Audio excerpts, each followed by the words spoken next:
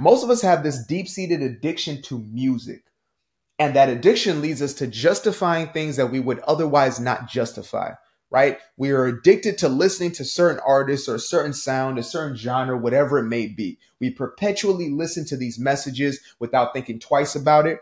And we justify it by saying it's not having a real impact on me, right? Just because I'm listening to gangster rap doesn't mean I'm out there living like a gangster. Just because I'm listening to this heartbreak music doesn't mean, I'm out here living with a broken heart. When in reality, every message that we allow into our psyche at a subconscious level, every message that we accept without first evaluating creates our physical reality.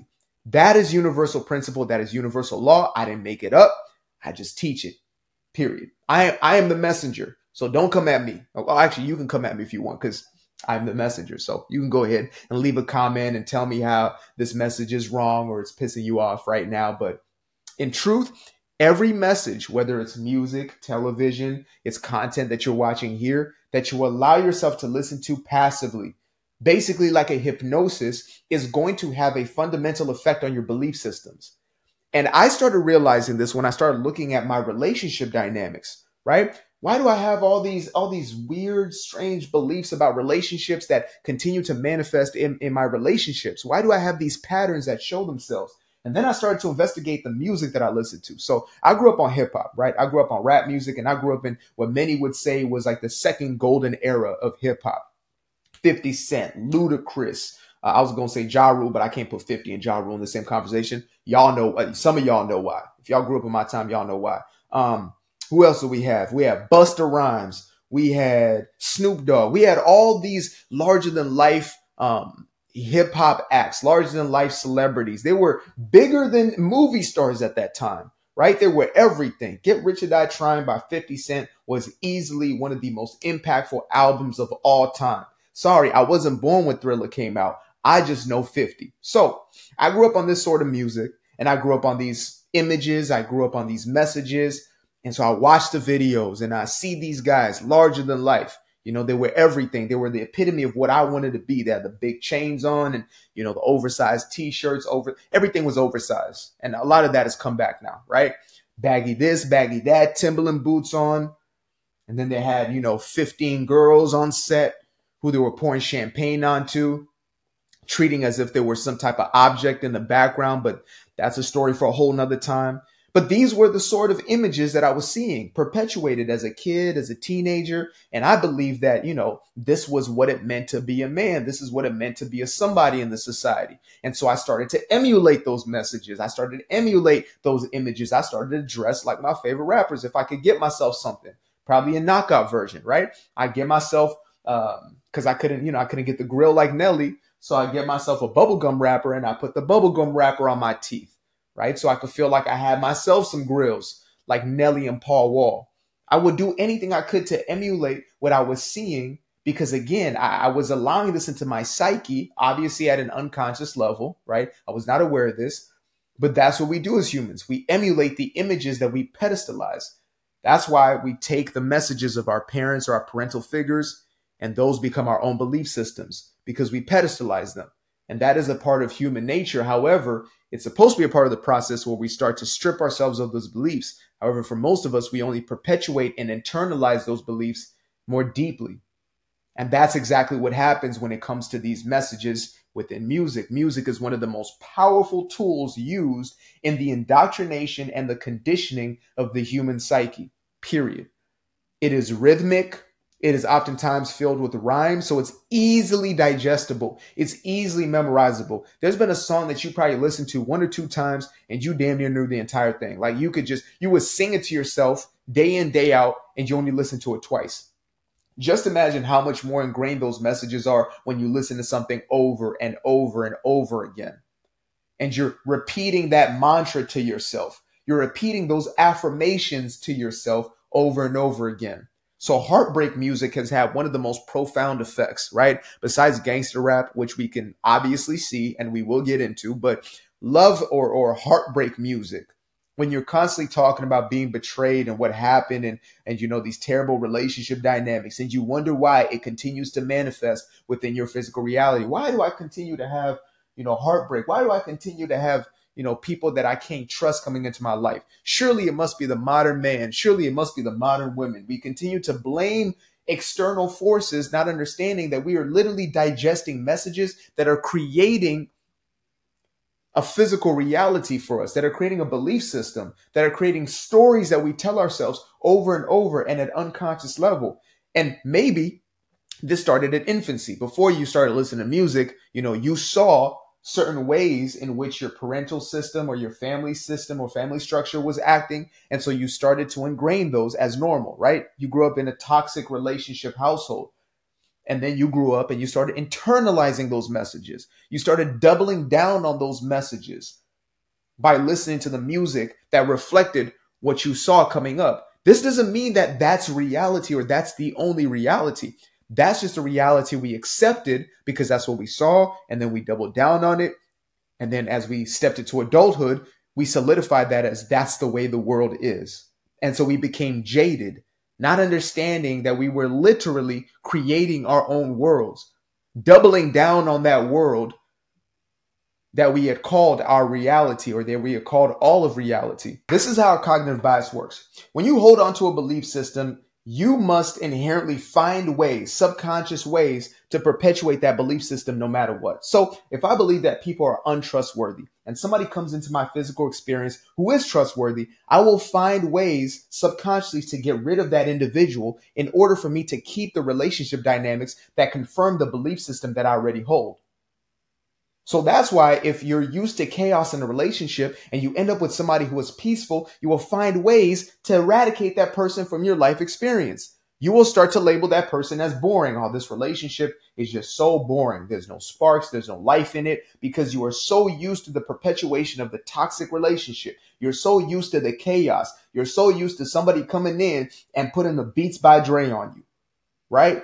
Because again, this might have been the messaging that you got as a child. This was the unconscious conditioning that was taking place as a child.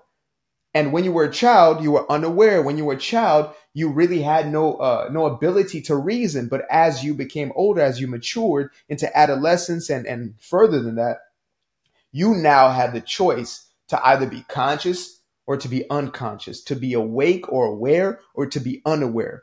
And for many of us, we just continue to perpetuate the beliefs that we already held on to. We continue to perpetuate the beliefs of our parents and their forefathers or their foremothers. We continue to perpetuate the messages that we saw and that we heard and that we experienced as opposed to questioning them and saying, why do I believe this to be true? Why do I believe that relationships have to be this way? Why do I believe that people are this type of way? And when we really start to dig and interrogate, it can at first be a difficult thing to, or not difficult, it's hard. Difficult, no, it's a simple process. But it can be hard for us to let go of the thing that we've been holding on to our entire lives. To accept that maybe there are people out there who I can have a beautiful, dynamic, healthy relationship with. For me, it's like I am experiencing the most blissful relationship I never knew existed. I didn't know you could have, like, the soulmate relationship that I used to, kind of write off is exactly what I'm experiencing. But it only came as a result of me questioning everything that I believed about relationships, questioning everything that I believed about, interplay and dynamics and attraction. I used to believe that in order for you to have a relationship that was healthy, you had to work so hard. In order for you to have chemistry, in order for you to have a connection to somebody, you have to add so much maintenance, as opposed to you can find somebody that literally gels with you with absolute ease, right? That was a big one for me. Another one was obviously, can you really trust somebody? Are people trustworthy? Are women trustworthy? That was one for me, because the music I was listening to was telling me these ain't but and tricks. You understand me? I got pros. That's the music I grew up on. That's what I was listening to. That's what I was perpetuating. So that's the imagery that I had of women. I thought, man, you can't really trust them. They just for everybody. That's the imagery that was given to me, not because it is the reality. It is a reality. It is a reality that these individuals are portraying. And it might be, let's say it's 5% of the entire population, right? We would feel as if it is everybody because it is what is glorified. It is magnified. There is a microscope placed on it. So we are hyper focused on, let's say, the 5%, believing it is everybody. And that's what social media also does. It blasts out stories and we think, man, everybody is this way. Everything is this way. The world is going, the world's going to hell in a handbasket. Not understanding that we are in the most peaceful times in history. We're in the most progressive times in history, right? There have never been times in the world that have been like this time. And I'm not saying that certain people aren't going through wars. I'm not saying that certain people aren't going through, things that are tragic in essence. But what I'm saying is the world is infinitely better than it was 100, 200, 300, 400, 500, 600 plus years ago. But yet when we have this perpetuation of like the news media, right, continue to push these messages, or again, the music that we're listening to.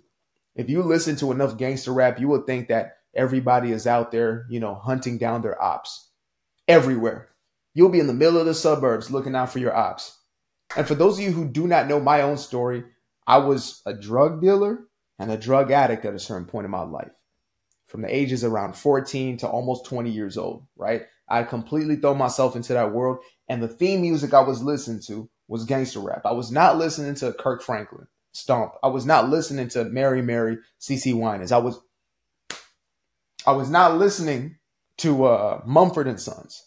What I was listening to was Nipsey. What I was listening to was Rick Ross, something that I believe will motivate me. And then, when I was getting wasted, when I was getting on one, high on my own supply, I was listening to Wiz. I was listening to Juicy J when it was time to turn up. Some of y'all might be like, who are these people? They still make music? Well, when I was coming up, again, they were the ones. So that's what was my theme music. That's what I would ride to, because I needed that perpetuation of that message. And I would justify that message by saying it's just music, when in reality, I was living that very same narrative out. I was living it out as it was my theme music to my reality. So we have to be so brutally honest with ourselves to say that the messages that I am saturating myself with are having a direct reflection onto my physical reality. And if you don't want to be honest with yourself, that's perfectly fine. You would just continue to have the very same experiences over and over again, looking for causes, blaming the external world, right? Blaming people as a problem, as opposed to our very own perception of our reality. So that being said, before I wrap up, quick plug of my first published book, Doing Me Guilt-Free, Breaking Free from People Pleasing and Unleashing Your True Personal Power. Now, the reason why it had to be a message on breaking free from people pleasing is because I've recognized within myself and within the world around me is that people pleasing, codependency, or the need for external validation is what holds most of us back from actually experiencing true personal power. Most of us are too afraid to lose the acceptance, the appreciation, the affections, and the validation of those outside of us, that we will not step into our own power. We won't stop listening to that toxic music because of how people are going to view us. They're going to view me as lame. They're going to view me as boring. They're going to see me as, as a prude, as too serious, or whatever it may be. So we will continue to do those things that do not serve us and actually are destructive to our very own good, as opposed to living from a place of personal internalized power. So get yourself a copy of one of those by clicking the link in the description below. I got to go. So namaste and namaste.